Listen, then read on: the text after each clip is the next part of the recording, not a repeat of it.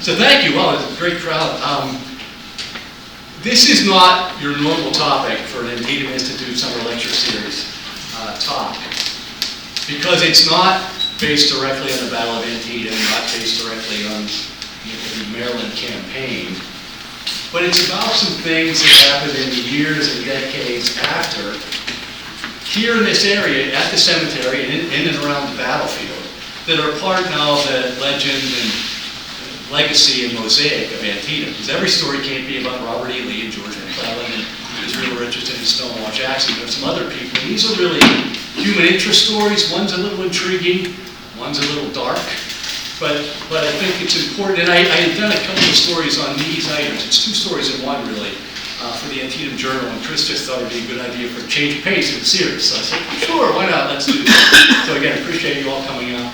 The first one is really about the man who carved his name on one of the windowsills of the Dunker Church. Certainly has always been, has all been to Dunker. If you're in the back of the northwest corner, you've seen this inscription, Henry Winters, and why. For those of us who volunteer there, Colleen and I included, we always will try to send visitors around the back, and it's a rare time when I say that to someone that they don't go around the back and look at that windowsill, to see something that was carved by a soldier who fought here, especially kids, families with kids. The kids are mesmerized, maybe even spooked, but they get to touch a windowsill that at one point was touched by a Civil War soldier. When you get questions, you start to ask yourself, who the heck was Henry Winters? So when you're part of this family, the Antietam family, you have access to true experts at the battlefield. So the first thing we did, we went to Keith Snyder. Then we contacted Tom Clemens. Then we contacted Dennis Fry. Then we contacted John Schilt. Then we contacted Jim Rosebrook and other great guys. And what we found was that Henry Winters was a private in the 89th New York. That pretty much is what people knew about him, which underscores another point. Those people I named all have forgotten more about the battle than I will ever know. You can't individually research every man who fought here, tens of thousands of soldiers. In fact, we researched probably a very small percentage of the guys who fought here, certainly generals and other battlefield commanders, but very few guys down to the private level. So their stories are all lost, as Henry's seemed to be as well. Nobody really knew much about the Henry Winters story. He didn't do anything particular to distinguish himself on the battlefield. So what do we do? Well, first of all, we get his service records, which are nice and helpful, where he was, and was he wounded, was he sick, his height, was he 5'7", but not much about the person. There wasn't a pension file. So we thought we would try the genealogy route. I fancy myself an amateur genealogist, understood the word amateur, but we've both done a lot of work on our families, Ancestry.com, and some of my other books. I've used Ancestry.com. It's a pretty good resource to find things out. I said, I bet I can find some direct descendants. And I found, we focused on 9 direct descendants of Henry Winters, whose addresses we could find. Pretty sure they were pretty much all great-great-grandchildren. Wrote them cold letters. This is what we're doing, this is who we are, this is what we're doing. Do you know anything about this guy? Do you have any artifacts, but do you know anything about him? We had one really good candidate.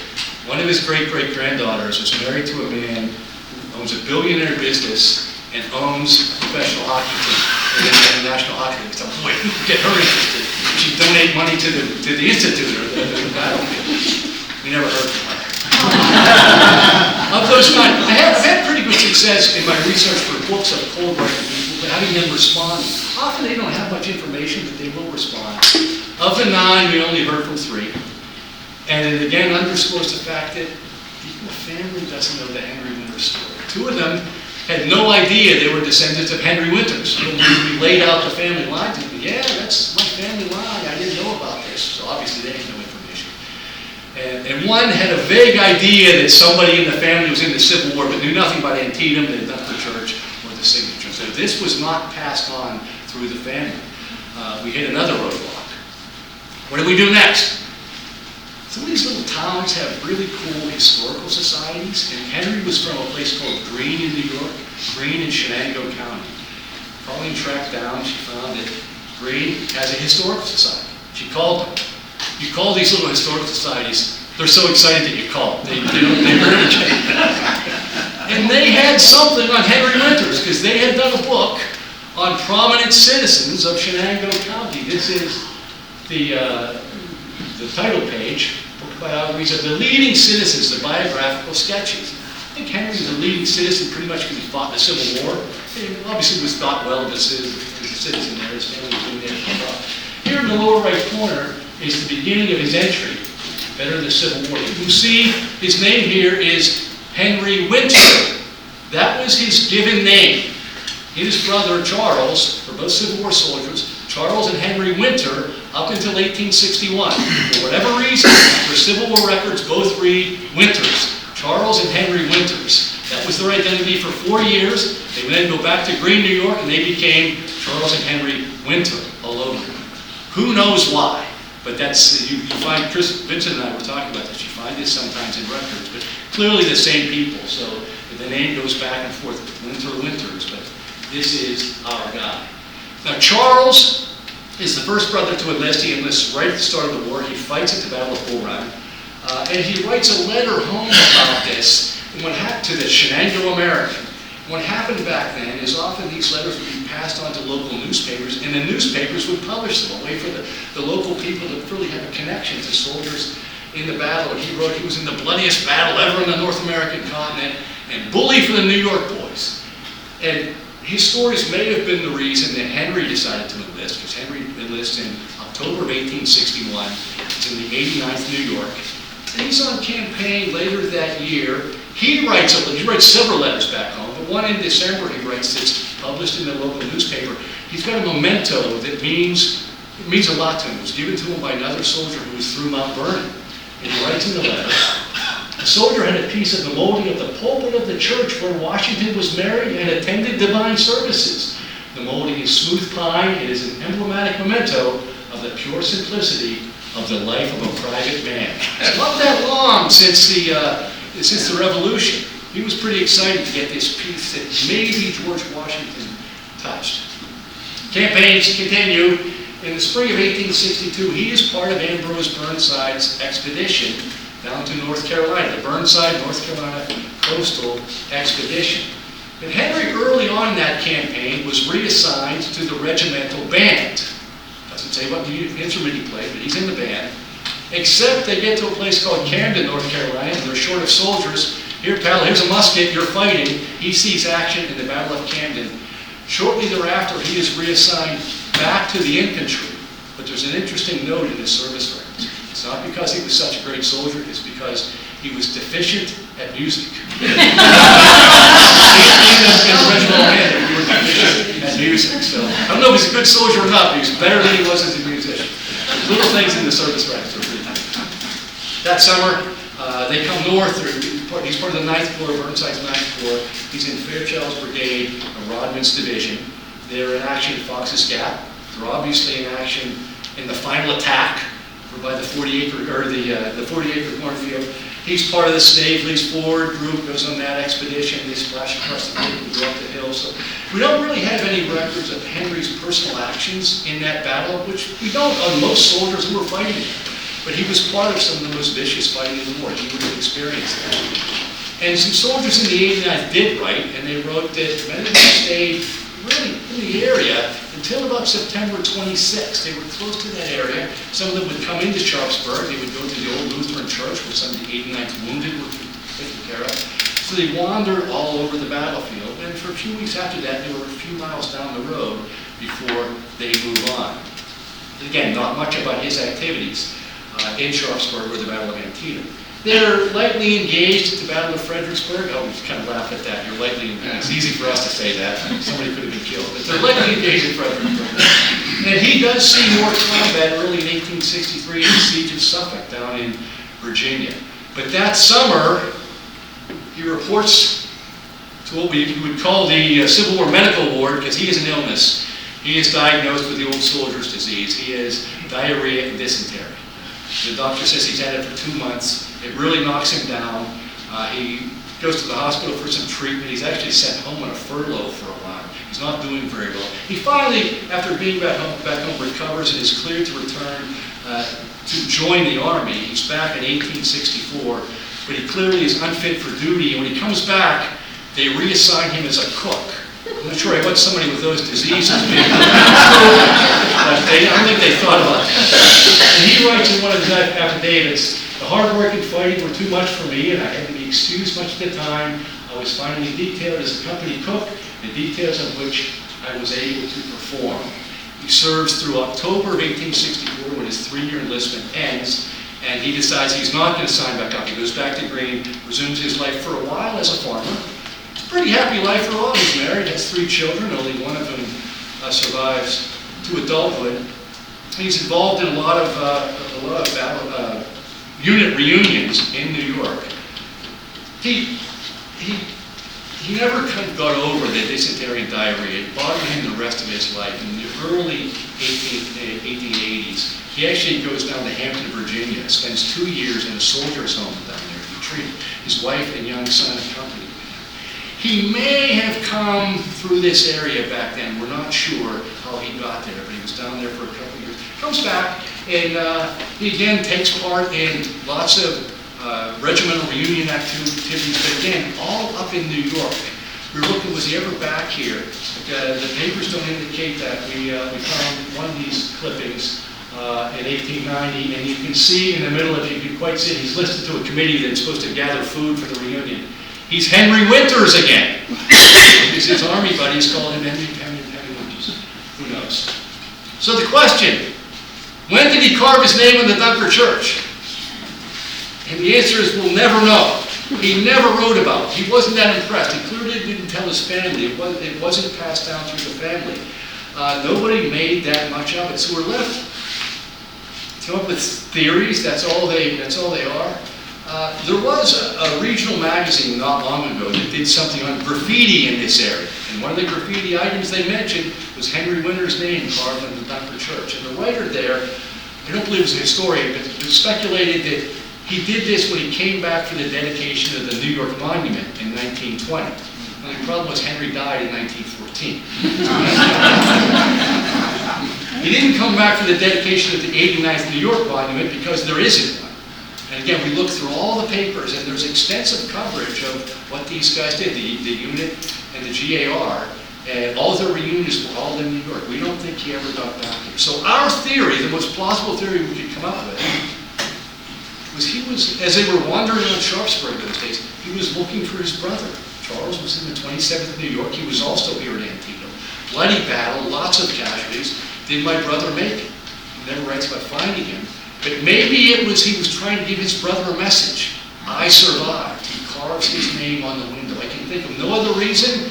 Somebody may have a better theory, but that's really all that we could come up with as to why he might have done that. You know, the question, did he ever... There's no record that he came back here. I mentioned earlier going to the soldiers' home down in Virginia. He could have passed through here, but he's really ill at the time. He's with his wife and young son. I don't think he's going to stop and carve his name in the church. So, and also, it was Henry Winters. So I think it probably was during the time while he was active in the army. So I think it was probably sometime in those few weeks after the battle that he did it. We will never know for sure. And when I was doing the story for the journal, I talked to one of our dear friends, the battlefield guy, Jim Buchanan, and he put Henry, I thought, in the best context. This is a long quote, but I thought I would share it with you. Henry's self-made memorial is so meaningful because it connects us to one of the thousands of soldiers who traveled to this field from all over the country in 1862. No one will probably ever write a book on Henry, but he experienced Antietam with as much emotion, bravery, fear, and courage as any of the more celebrated figures. His carving invites us to stop and think about his life and the lives of all of his comrades who once passed this way. I thought it was quite poignant. To me, he represents all the private soldiers, all the schmucks who fought here. We don't know anything about that, did all that service, and then just went back to their lives and didn't think they did anything for protect them. So I always go back and I myself pay tribute to Henry Winters whenever I'm there. Go back and tap the windowsill and say, thanks, buddy, for what you did. So that's that part of the story. That's a pretty intriguing story. The other one is a little dark. It involves illicit relationships, cold-blooded murder, lure Civil War veterans into this. It involved the superintendent of the Antietam National Cemetery, the first superintendent of Antietam National Battlefield, two Sharpsburg brothers named Thomas and Charles Benner.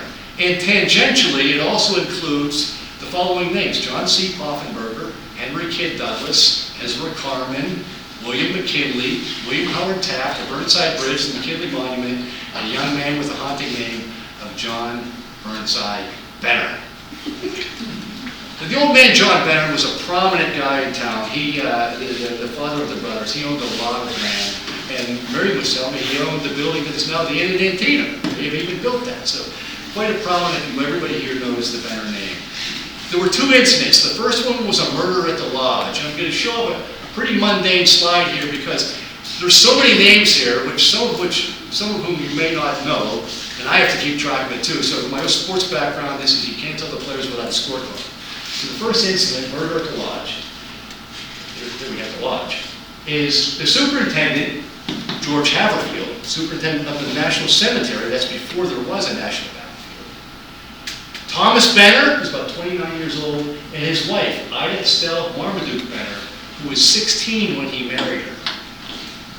Ida was born on September 17th, 1862, in Sharpsburg. Imagine that delivery. If she's 16, Thomas Benner's 29. Her family doesn't want the marriage to go forward. They see bad things. It goes forward anyway. It is not a happy reunion. George Haverfield, the superintendent, lives at the lodge. He hires Thomas Benner as his laborer. He invites Thomas and Ida to also live at that lodge. So they both lived there, and it was kind of an odd arrangement, but they were there. Thomas had a temper, and he would hit the sauce. One Saturday night, he came home quite drunk, stood over to the next morning. It was known that he would treat his wife, he would abuse her both verbally and physically. And that morning, he was accusing her of having an affair with Mr. Haverfield. In testimony later, he says, or she said, he commenced cursing and abusing me fearfully. He said, Ida, if you don't confess that Lieutenant Haverfield has the advantage of you, I'll kill you. She said, I said, Tom, I have nothing to confess. I am as innocent of this accusation as the angels. He didn't buy it. He storms out of the lodge. A few minutes later, he's back in. He's carrying a block of wood and a knife. He lunges toward her. She avoids it just a bit. She grabs a gun and shoots him in the chest. Local reports say that it was a hole the size of a hen's egg in his chest. He dies instantly. This news spreads throughout the town. There are immediate media reports. This is one that got to Baltimore, from Hagerstown. A special from Hagerstown says Thomas H. Benner, living in the lodge house, was shot yesterday morning about 8 o'clock by his wife. Benner accused his wife of criminal intimacy with Haverfield and attacked her with murderous intent when she seized a carbine, on and on and on. It was a big story in town. Other regional newspapers covered it. These were among the headlines. Sharpsburg tragedy. That was in Chambersburg. Man shot by wife. The Herald and Torchlight from Hagerstown. And a few days later, the Hagerstown paper had out on habeas corpus. Ida was arrested, obviously. There was no doubt that she did it. She was arrested by the constable, John C. Poffenberger. She's taken to jail up in Hagerstown, and her attorney, when her assigned or hired, was Henry Kidd Douglas. You can't make this stuff up. So he knows she did. All he's trying to do is set bail. But the jury there had sympathy. They ruled that she acted in self-defense, and they let her off. There were not charges. She would go on with her life after this young lady who'd been treated this way. Interestingly, though, in December of that year, the shooting happened in July. In December of that year, she gave birth to a son. She was pregnant at the time she was accused of having an affair. No one ever said who the father was. Might have been her husband, Thomas Benner. Might have been George Haverfield. Might have been somebody else. We don't know. The young man took the Benner name. At the beginning, she remarried. He took the name of his stepfather. And their story really fades into history. Thomas Benner is buried in Mountain View Cemetery in the family plot. No place over there visiting. And there was an inquisition into his death. And among the panelists were members of the Muma and Piper families, and an upstanding citizen who will learn to meet just a bit named Charles W. Adams, who is tied into the Benner family quite a bit. The second event, the second murder, happens 30 years later. This was 1879, this is 1912. And the two key participants are Charles Benner, who at the time, they owned a lot of property. At the time, I believe, according to accounts, lived on Antietam Street, and Charles W. Adams. We'll go into Adams a little bit first. He was born in Washington County. He enlisted in the Civil War. He's in one of the Baltimore Light Artillery units. He's wounded at Winchester in June of 1863, wounded quite severely. That was on the way when the Union troops were on the way to Gettysburg. So if anyone knows Jim Buchanan, please let him know that I worked at Gettysburg and talk to him. It's kind of tangential. So he serves kind of an office job the rest of the war. When the war's over, he comes back and becomes a resident of Sharpsburg. He is said to be the most prominent resident of Sharpsburg at one point. He ran a mercantile shop, which we know all the prominent residents do. He's involved in local politics. He owns a newspaper, upstanding citizen, and he becomes superintendent of Antietam National Battlefield. The feud with Charles Benner, mostly from Benner's side, goes on for a long time. Charlie Benner is not like Charles W. Adams. Adams was one of the men who helped to execute the will of his father, John Benner, and Charles thought he deserved more money. He deserved more land. He wanted more. He blamed Adams. The Benner family had also sold land to some guys from Ohio who wanted to place a monument to William McKinley after McKinley was assassinated. It was here in Antietam. So they sold him land for the monument and for a narrow access road to get up to the monument on private property. The Benners sold that for $300, a princely sum. And Charles always thought that it wasn't paid properly. He blamed Adams. This is going on for a while. Charlie Benner was one of those guys who was continually in trouble. I couldn't list all of them in the little story I did for the Antietam Journal. The two incidents at the City Hotel in Sharpsburg at one point, he shoots a man, not once but twice. They were in a scuffle, shoots him in the arm and the hip. But the jury used self-defense. That was often the powerful defense back then. Everybody had guns. They said the other man was the aggressor. So they let Charlie Benner off. A couple years later, he's still getting in trouble. He's in a big dispute with his brother-in-law, again over family land. And the brother-in-law shoots Charlie Benner, shoots him twice in the arm and the head. And he said, well, he was the aggressor. Charlie was strangling me till my tongue hung out. That's what he said. Some of this stuff, you read this in the old accounts, and it just there's a trial, going to be a trial up in Hagerstown. The brother-in-law's going to be on trial. They have 40 witnesses, most of them character witnesses, one of whom is Charles W. Adams. And he speaks on behalf of the brother-in-law and against Charles W. Adams. And they get off, but Adams never forgets this. This was the final straw, and I'm going to get you. I mix up the name better. I'm going to get Adams one day. So in 1912, one day Charles Adams is walking down what's described as the road to the Burnside Bridge. And he passes a farmer who's out working. They shoot pleasantries. And the farmer then noticed, here comes Charlie Benner walking at a brisk pace. One arm waving, the other arm holding something in his sun. Farmer doesn't think too much of it, goes back to his work. He hears 3 gunshots. He runs down the road. The Superintendent Adams is bloody and hanging on the rail of a fence. And he is, according to the testimony later, don't shoot me again, Charlie. You have done enough. Benner says, you tried to ruin me in the Hagerstown courts, and I'm going to give you plenty now. And then the farmer tries to intervene, calm things down. Benner says, let me be, or I will give you what I have given Adams. He's shot, the Superintendent Adams is shot 11 or 12 times, depending on which local account you read. He's obviously not going to live very long. He lives probably minutes, but they say that one of his final comments is, I know that this is my end. It is hard to die by the act of such a scoundrel as Benner. Benner is still enraged. Apparently he's going looking for other victims, can't find him, goes home to his house, storms in, screaming and yelling. His wife and young son, John Burnside Benner, are terrified. Pliable brief, it said that they had. They don't know what's going on. He runs back outside. They hear a gunshot. never shoots himself in the head, he commits suicide, he kills himself. And the Shepherdstown paper almost rejoices at that, says a feeling of relief came over the community. It was known that the wretched man had by his own act spared further horrors.